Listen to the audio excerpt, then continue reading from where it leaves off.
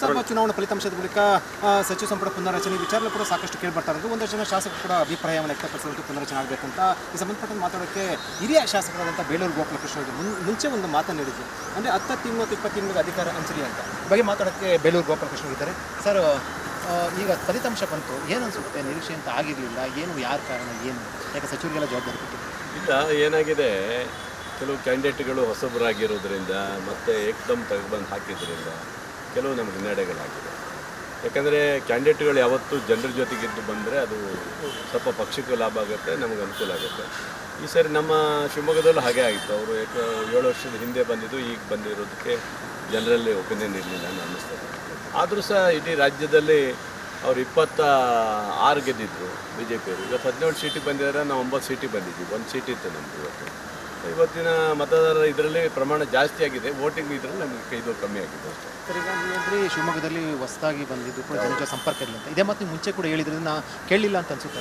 ಇಲ್ಲ, ನಮ್ಮನ್ನ ಗಮನಕ್ಕೆ ತರಲಿಲ್ಲ. ಅದು ಅವರು ಹೈಕಮಾಂಡು ಮತ್ತು ರಾಜ್ಯ ನಾಯಕರು ತೀರ್ಮಾನ ಮಾಡಿಕೊಟ್ಟಿರುವಂಥದ್ದು. ನಾವು ಪ್ರಾಮಾಣಿಕವಾಗಿ ಕೆಲಸ ಮಾಡಿದ್ದೀವಿ, ಆದರೆ ನಮಗೆ ಕೆಲಸಕ್ಕೆ ಆಗಲಿಲ್ಲ, ಅದು ಹಿನ್ನಡೆ ಆಗಿದೆ ನಮಗೆ. ಆದರೆ ಮುಂದಿನ ದಿವಸದಲ್ಲಿ ಆ ಥರ ಆಗಬಾರ್ದು. ಯಾವತ್ತೂ ಚುನಾವಣೆ ಪೂರ್ವದಲ್ಲೇ ಮುಂಚೆ ಟಿಕೆಟ್ ಕೊಟ್ಟು ನಡಿ ಈಗ ಶುರು ಮಾಡೋಣ. ಕೇಸರಿಯಿಂದ ಮನೋಲ್ಲಾಸ ಮನಸ್ಸು ಮತ್ತೇರಿ ಕುಣಿದಾಡಿದೆ ನೋಡು, ಮನಸ್ಸು ಮತ್ತೇರಿ ಕುಣಿದಾಡಿದೆ ನೋಡು. ಕ್ಷಣ ಕ್ಷಣವೂ ಆಚರಿಸಿ ಕೇಸರಿ ಹಬ್ಬ. ವಿಮಲ್ ಬಾಯಲ್ಲಿ ಹೇಳಿ ಕೇಸರಿ. ಅಕ್ಕರನ್ನ ನಾನು ಗೆಲ್ಲಿಸ್ಕೊಡ್ತೀನಿ, ನನಗೆ ಟಿಕೆಟ್ ಕೊಡಿ ಅಂತ ಕೇಳಿದರು. ಬಟ್ ಪಕ್ಷ ಅಂತ ಬಂದಾಗ ನಾವೆಲ್ಲರೂ ಹೋರಾಟ ಮಾಡಿದ್ದೀವಿ, ಬಟ್ ಆಗಲಿಲ್ಲ. ಆದರೆ ಅದನ್ನು ನಾನು ಮಂತ್ರಿಗಳೇ ಹೊಣೆಗಾರಿಕೆ ಅಂತ ನಾನು ಹೇಳಕ್ಕೆ ಹೋಗೋದಿಲ್ಲ. ಅದು ರಾಜ್ಯ ನಾಯಕರು, ರಾಷ್ಟ್ರೀಯ ನಾಯಕರು ತೀರ್ಮಾನ ಮಾಡ್ತಾರೆ. ನಾನು ಯಾವತ್ತೂ ಅದು ಹೇಳಲಿಕ್ಕೆ ಹೋಗೋದಿಲ್ಲ. ಸೋಲಾಗಿದೆ, ನಮ್ಮ ಕ್ಷೇತ್ರದಲ್ಲಿ ನಾವು ಸೋಲಾಗಿದೆ, ನಾವು ಸೋಲು ಒಪ್ಕೊಂಡು ಸ್ವಲ್ಪ ಜವಾಬ್ದಾರಿ ಅವರು ಕೂಡ ಬರಬೇಕಾಗುತ್ತೆ ಅನ್ಸುತ್ತೆ. ಜಿಲ್ಲಾ ಉಸ್ತುವಾರಿ ಸಚಿವರು ಮಂತ್ರಿಗಳಾದಂಥವ್ರು ಅವ್ರ ಜವಾಬ್ದಾರಿ ಜಾಸ್ತಿ ಇದೆ. ಹಾಗಂತ ಅವ್ರು ರಾಜೀನಾಮೆ ಕೊಡಿ, ಇನ್ನೊಂದು ಕೊಡಿ ಅಂತ ನಾನು ಹೇಳಕ್ಕೆ ಹೋಗೋದಿಲ್ಲ. ಅದು ರಾಜ್ಯ ನಾಯಕರು ಏನು ತೀರ್ಮಾನ ಮಾಡ್ತಾರೆ ಅವರು ತೀರ್ಮಾನ ಮಾಡ್ತಾರೆ. ನೀವು ರಾಜೀನಾಮೆ ಕೂಡ ಹೇಳಕ್ಕೆ ಹೋಗಿದ್ದಿಲ್ಲ, ಆದರೆ ಒಂದು ಆತ್ಮಸಾಕ್ಷಿ ಅಥವಾ ಒಂದು ರೀತಿಯಲ್ಲಿ ಸ್ವಯಂ ಅಂತಾರೆ ಆ ರೀತಿಯ ಸಚಿವರನ್ನ ಕೇಂದ್ರ ನಾಯಕರು ಕರೆದು ಮಾತಾಡ್ತಾರೆ. ಯಾಕೆ ಸೋಲಾಯಿತು ಏನೋ ಅದು ಕೇಳ್ಬೋದು, ಬಿಟ್ಟರೆ ನಾವೇನು ಇದು ಮಾಡ್ಲಿಕ್ಕೆ ಹೋಗೋದಿಲ್ಲ. ಸೋಲೆ ಅದರಿಂದ ಪ್ರಾಮಾಣಿಕವಾಗಿ ನಾವು ಕೆಲಸ ಮಾಡಿದ್ವಿ. ಸಚಿವ ಸಂಪುಟ ಪುನರ್ರಚನೆ ಮಾಡಬೇಕು ಅಂತ ಅನ್ಸುತ್ತೆ ಸರ್ ಈಗಲ. ಅಂದರೆ ಈಗ ಮುಂದೆ ಜಿಲ್ಲಾ ತಾಲೂಕು ಪಂಚಾಯತಿ ಚುನಾವಣೆ ಇರುವಂಥದ್ದು. ಸೊ ಇವೆಲ್ಲ ದೃಷ್ಟಿಯಿಂದ ಏನಂತ ಹೇಳ್ತಾರೆ ಹೊಸಬರಿಗೆ ಅವಕಾಶ? ಇಲ್ಲ, ಅದು ಸಚಿವ ಸಂಪುಟ ತೀರ್ಮಾನ ಮಾಡಲಿಕ್ಕೆ ಈಗ ಮೊನ್ನೆ ಅಷ್ಟೇ 1 ವರ್ಷ ಆಗಿದೆ. ಸರ್ಕಾರ ಇವಾಗ ಜನಪರವಾಗಿ ಕೆಲಸ ಮಾಡಬೇಕಾಗಿದೆ. ಈಗ ಅದ್ರ ಬಗ್ಗೆ ಯಾವುದೇ ಕಾಳಜಿ ತೆಗೆಯುವಂಥ ಯಾವುದೇ ಒಂದು ಉದಾಹರಣೆಗಳಿಲ್ಲ. ಅದು ಮುಂದಿನಲ್ಲಿ ಬರ್ಬೋದು. ಮುಂದೆ ಇನ್ನೂ 2 ವರ್ಷದ ನಂತರ ಏನಾದ್ರು ಆಗ್ಬೋದು. ನೀವು ಹೇಳಿದ್ರೆ ಒಂದು 20 ತಿಂಗಳು ಆ ರೀತಿ ಏನಾದರೂ ಫಾರ್ಮಲ್ ಮಾಡಿ ಹೇಳಿದೆ ನಾನು. 20 ತಿಂಗಳು ಕೊಟ್ಟರೆ ಎಲ್ಲರಿಗೂ ಸಮಾಧಾನ ಆಗುತ್ತೆ, ಯಾವುದೇ ತೊಂದರೆ ಆಗಲ್ಲ ಅಂತ ಅವಾಗ ಹೇಳಿದ್ದೀನಿ. ಅದು ರಾಜ್ಯ ಸರ್ಕಾರಕ್ಕೆ ಬಿಟ್ಟಿದ್ದು, ನಾನೀಗೇನು ಹೇಳಬೇಕು. ಪುನರ್ರಚನೆ ಮಾಡಬೇಕು ಅಂತ ಹೇಳ್ತೀರಾ, ಬೇಡ ಅಂತ ಹೇಳ್ತೀರಾ? ಒಂದು ಮಾತು ಸದ್ಯಕ್ಕೆ ಬೇಡ, ಯಾವುದೇ ಪುನರ್ರಚನೆ ಮಾಡೋದು ಬೇಡ ಈಗ. ಯಾಕಂದರೆ ಸರ್ಕಾರದಲ್ಲಿ ಈಗ ಮುಂದಿಟ್ಟು ಹೋಗಬೇಕು, ಸರ್ಕಾರದ ಅಭಿವೃದ್ಧಿಗೆ ಹೊರಗೆ ಕೆಲಸ ಆಗಬೇಕು ಅನ್ನೋದು ನಮ್ಮ ಉದ್ದೇಶ. ಒಂದು 2 ವರ್ಷ ನಂತರ ಆ ನಂತರ ಕ್ಲಿಯರ್ ಆಗೋದು ಒಳ್ಳೆಯದು. ಆ ನಂತರ ಬೇರೆಯವ್ರಿಗೆ ಅವಕಾಶ ಮಾಡಿಕೊಡೋದು ಒಳ್ಳೆಯದು. ಯಾವಾಗಂತ ಸರ್ ನಿಮ್ಮ ಪ್ರಕಾರ ಒಂದು ಒಳ್ಳೆಯದಾಗುತ್ತೆ? 2 ವರ್ಷ ಆಗಲಿ. 2 ವರ್ಷದ ನಂತರ ಕ್ಲಿಯರ್ ಮಾಡಬೇಕು. ರಾಜ್ಯ ಮತ್ತು ರಾಷ್ಟ್ರೀಯ ನಾಯಕರು ತೀರ್ಮಾನ ಮಾಡ್ತಾರೆ. ಅಂದರೆ 2 ವರ್ಷ ನಂತರ ಹೊಸಬರಿಗೆಲ್ಲ ಅವಕಾಶ ಕೊಟ್ಟರೆ ಸಚಿವ ಸಂಪುಟ ಪುನರ್ರಚನೆ ಆದರೆ ಒಂದಷ್ಟು ಒಳ್ಳೆಯದಾಗುತ್ತೆ ಅಂತ. ಅಂದರೆ ಓಲನ್ಸೋಲು ಎಲ್ಲ ಸಚಿವರು ತೆಗಿಬೇಕಾ ಅಥವಾ ಹೆಂಗೆ ನಿಮ್ಮ ಪ್ರಕಾರ? ಇಲ್ಲ, ಅದು ಅವ್ರ ತೀರ್ಮಾನ. ಅದು ಎಲ್ಲರನ್ನೂ ತೆಗಿಯೋಕ್ಕೆ ಅವ್ರಿಗೆ ಇದಾಗಲ್ಲ. ಯಾರು ನಿಷ್ಕ್ರಿಯ ಆಗಿದ್ದಾರೆ, ಯಾರು ಚೆನ್ನಾಗಿ ಕೆಲಸ ಮಾಡಿದ್ದಾರೆ ಅನ್ನೋದನ್ನ ಆನಂತರ ಅವ್ರು ನಿರ್ಧಾರ ಮಾಡಿದ್ರು. ಮುಂದಿನ ದಿನದಲ್ಲಿ ತೆಗೆದು ಒಳ್ಳೆಯದು. ಈಗ ಸಚಿವರು ಮಕ್ಕಳಿಗೆ ಸಂಬಂಧಿಕರು ಕೊಟ್ಟಿರುವಂಥದ್ದು, ಅದರಲ್ಲಿ ನಿಮ್ಮ ಜಿಲ್ಲೆ ಬಂದರೆ ಕೂಡ ನಿಮ್ಮ ಸಚಿವರ ಸಂಬಂಧಿಕರು ಕೂಡ ಕೊಟ್ಟಿರುವಂಥ ಟಿಕೆಟು. ಇಷ್ಟು ಜನ ಸಚಿವರಲ್ಲಿ ಹಿನ್ನಡೆ ಆಗಿರುವಂಥ ಹಿನ್ನೆಲೆಯಲ್ಲಿ ಏನು ಮೆಸೇಜ್ ಆಗುತ್ತೆ? ನೀವು ಪ್ರಾಮಾಣಿಕವಾಗಿ ಆತ್ಮಸಾಕ್ಷಿಗೆ ಏನು ಅಂತ ಹೇಳ್ತೀರಾ? ಏನಾಗಿದೆ ನೋಡಿ, ಯಾವತ್ತೂ ಅಷ್ಟೇ. ಇವತ್ತು ನಮ್ಮ ಮಕ್ಕಳಿಗೆ ಕೊಡಿ ಅನ್ನೋದು ಸಹಜವಾಗಿ ಕೇಳ್ತಾರೆ, ನಮ್ಮ ಮನೆ ಕುಟುಂಬದವ್ರಿಗೆ ಕೊಡಿ ಅಂತ ಕೇಳೋದು ಸಹಜ ಇದೆ. ಬಟ್ ಗೀತಾ ಶಿವರಾಜ್ಕುಮಾರ್ ಅವರು ಏನಾಗಿದ್ದು, ಬಂಗಾರಪ್ಪನವ್ರ ಮಗಳಾಗಿದ್ದರು ಸಹ ಅವರು ಇರುವಂಥದ್ದು ಬೆಂಗಳೂರಲ್ಲಿ ಇದ್ದದ್ದು. ಅದರಿಂದ ನಮಗೆ ಆವತ್ತು ಆ ಕ್ಯಾಂಡಿಡೇಟ್ ತಂದಂಥ ಸಂದರ್ಭದಲ್ಲಿ ಜನರಿಗೆ ಸ್ವಲ್ಪ ಅಸಮಾಧಾನ ಆಗಿರ್ಬೋದು ಅನಿಸ್ತದೆ. ನಮಗೆ ಸ್ಥಳೀಯವಾಗಿ ಕೊಟ್ಟಿದ್ದರೆ ಯಾರು ಅನುಕೂಲ ಆಗ್ತದೆ ಅನಿಸ್ತದೆ. ಕುಮಾರ್ ಮಂಗಳಪ್ಪರು ಟೀಕೆ ಮಾಡಿದ್ದು ಗೊತ್ತಿದೆ ನಿಮಗೆ. ಶಿವರಾಜ್ ಕುಮಾರ್ ಇನ್ನು ಮುಂದೆ ಡ್ಯಾನ್ಸಲ್ಲಿ ಬಂದು ಏನೋ ಜಾತ್ರೆಗಳಲ್ಲಿ ಕುಣೀರಿ ಕೆಲಸ ಇಲ್ಲ ಅಂತ ಅವೆಲ್ಲ ಮಾತಾಡಬಾರ್ದು. ಒಬ್ಬ ಹಿರಿಯ ನಾಯಕರಾಗಿ, ಒಬ್ಬ ಬಂಗಾರಪ್ಪನವ್ರ ಮಗಾಗಿ ಶಿವರಾಜ್ ಕುಮಾರ್ ಪಾಪ ಹೆಂಡತಿ ನಿಂತಹ ಸಂದರ್ಭದಲ್ಲಿ ಸಹಜವಾಗಿ ಅವರು ಚುನಾವಣೆ ಬಂದಿದ್ದಾರೆ, ಪ್ರಚಾರ ಮಾಡಿದ್ದಾರೆ. ಅದರಲ್ಲಿ ತಪ್ಪೇನಿದೆ?